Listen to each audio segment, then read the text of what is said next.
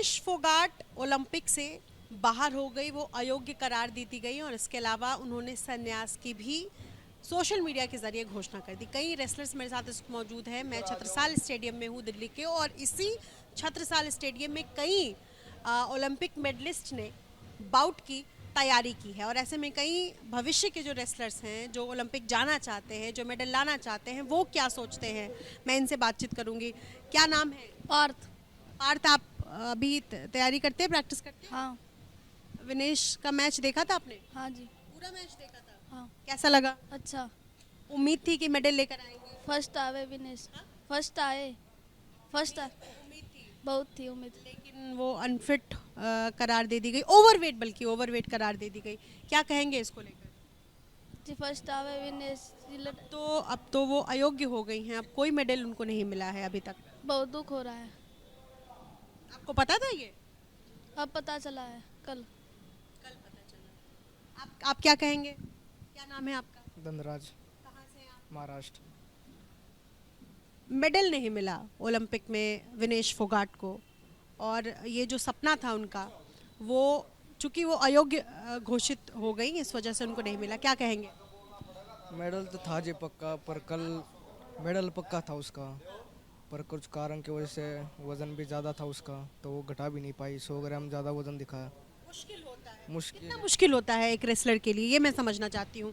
Weight category, जिस weight category में वो थी 50 केजी, उसमें मेंटेन करना खुद को, कितना प्रेशर था?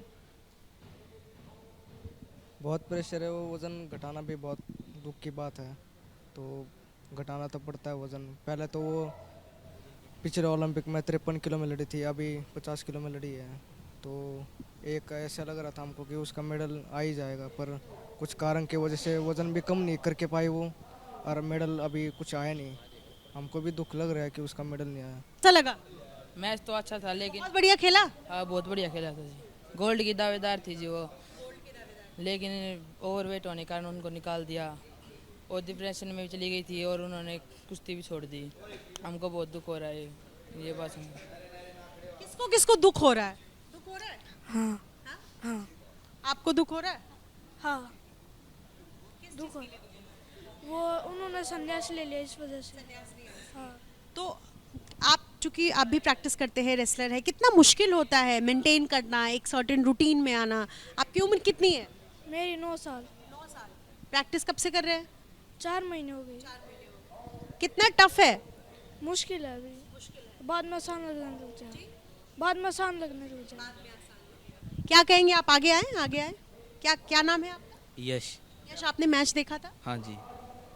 विनेश ने संन्यास ले लिया है, उनके इस फैसले को बतौर रेसलर आप कैसे देखते? जी वो अंदर से टूट गए थे, उनका मेडल आना था पर वो डिस्क्वालीफाई हो गए, उनका वेट ज़्यादा था, इसलिए वो अंदर से टूट गए, इसलिए वो झेल नहीं पाए इस चीज़ को।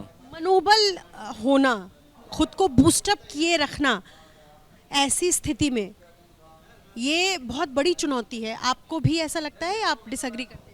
नहीं जी, बहुत बड़ी चुनौती है जी। एक तो वो अपने तीसरा ओलंपिक था और वो अपने बहुत कोशिश कर रही थी मेडल लाने की, और वो फाइनल तक पहुंच भी गई थी, और गोल्ड आने की उम्मीद थी जी हमें तो। पूरे देश को गोल्ड आने की उम्मीद। हाँ जी। हम सब देख रहे थे फक्र से कि विनेश मेडल लेकर आएंगी। मेडल तो पक्का था, लेकिन गोल्ड मेडल पर नजरें थी, और ऐसे में वो डिस्क्वालीफाई हो गई। 100 ग्राम उनका वेट ज़्यादा हो गया, और फिर वो इतनी दुखी हुई कि उन्होंने संन्यास की घोषणा कर दी। मैं ज़रा कोच साहब से बात करना चाहूँगी। प्रदीप दैया हमारे साथ है। आप तो एक दिन में कितने स्टूडेंट्स आपके साथ प्रैक्टिस करते हैं? हमारे इस सेंटर में 125 के करीब स्टूडेंट प्रैक्टिस करते हैं सुबह शाम, और वे प्रैक्टिस अपना टारगेट फिक्स करते हैं। अगले ओलंपिक का 24 ओलंपिक चल रहा है, इसको देखते हुए जो अच्छे अच्छे खिलाड़ी हैं उनको देखते हैं, उनको सीखते हैं उनसे। हम भी अगले ओलंपिक में जाएंगे, अपने देश के लिए मेडल लेके आएंगे। इस आप लोगों ने जश्न की तैयारी भी शुरू कर दी होगी कि मेडल लेकर आएंगे और हम जश्न मनाएंगे, क्योंकि हम सब के लिए एक बेंचमार्क सेट किया उन्होंने। अभी भी उन्होंने एक बेंचमार्क सेट किया है, इतने बड़े स्तर तक जाकर। हमारे लिए तो वो विनर ही है विनेश, लेकिन संन्यास की घोषणा उन्होंने कर दी। दुख हुआ और कोच? संन्यास ये एक खिलाड़ी है जो चल रहा था, उसका विनेश का तीसरा ओलंपिक था, जिससे वो लंबे 2001 से पहलवानी शुरू करी थी और 24 हो गया। उन्होंने 23 साल तक रेगुलर प्रैक्टिस करी है, इंजरी हुई है, ऑपरेशन कराए हैं, फिर ग्राउंड में आई है, फिर ओलंपिक में गई, ओलंपिक में इंजरी हो गई है, फिर उन्होंने ऑपरेशन कराया है, फिर वापसी करी है, फिर 20 में फिर ओलंपिक में गई हैं, वहाँ भी चूक हो गई उनके साथ बाउट में, वहाँ भी हार गई।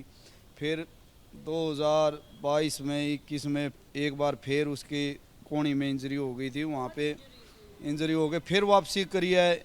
और वापसी हमारी फेडरेशन के साथ उनकी अनबन सी हो गई थी, वो प्रैक्टिस कम कर पाई। जो 53 किलो में खेलना उनका वज़न था 53 किलो, वो 53 किलो में नहीं खेल पाई। उन्होंने अपना टारगेट 50 किलो में रखा और 50 किलो में क्वालिफाई करके आई और टिकट लेके आई अपने ओलंपिक की, और फिर वहाँ पे गया। उन्होंने दिक्कत होती है 50 किलो वज़न लाने में, मुश्किल होते हैं।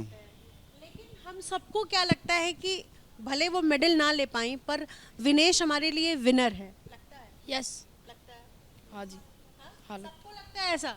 हाँ जी। जोर से बोलिए। हाँ जी। सबको लगता है कि विनेश विनर हैं? हाँ जी। हमारे लिए वो चैंपियन है, हाँ। गर्व महसूस करते हैं। हाँ।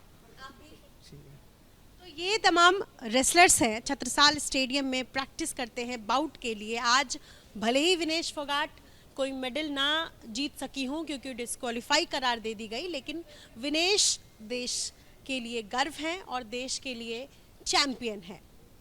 अपने सहयोगी मनीष खरे के साथ Nidhi Shri, ABP News, Delhi. For exclusive and insightful videos, subscribe to our new channel ABP Live Premium.